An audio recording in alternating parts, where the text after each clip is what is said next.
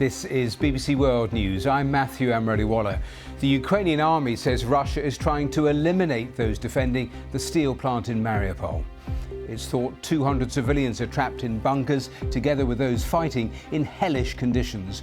The Ukrainian commander inside the plant has made this plea. I appeal to the world community to evacuate the civilians, and I appeal personally to the Supreme Commander to extract the wounded soldiers who suffer terrible pain dying from their wounds without the necessary treatment. Get them in! We report on the volunteers risking their lives to rescue civilians trapped on the front lines of this war in eastern Ukraine, but not everyone can be reached. We've been told that all rescue efforts have now been suspended because of the danger, but that still leaves something like 2,000 civilians trapped in this town, and we're told many more civilians caught in other frontline towns. And I'm Lise Doucette in Dnieper in the center east. It came under Russian missile attacks last night as this war intensifies in the east.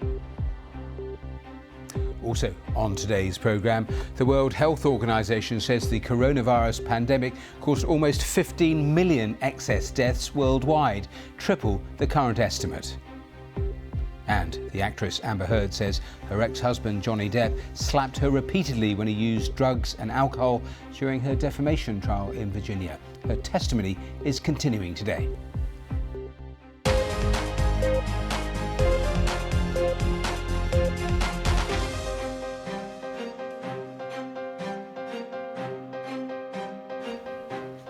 Hello and welcome to BBC News. Ukraine says Russian forces have launched an all-out assault on the steelworks in Mariupol and are trying to eliminate those defending the plant. Around 200 civilians are still believed to be sheltering inside. A Ukrainian commander claims Russian troops have entered the tunnels under the site. They've also accused Russia of reneging on promises to allow civilians to get out. Let's go straight to Dnipro and our chief international correspondent, Lise Doucette. Lise, over to you.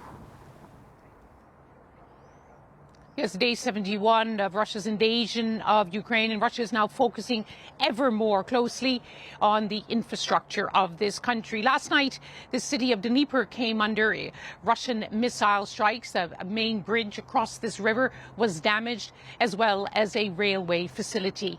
Dnieper is a main logistics and humanitarian hub, but the main focus continues to be the battles at Mariupol, where the Ukrainian commander says difficult and bloody battles are now underway.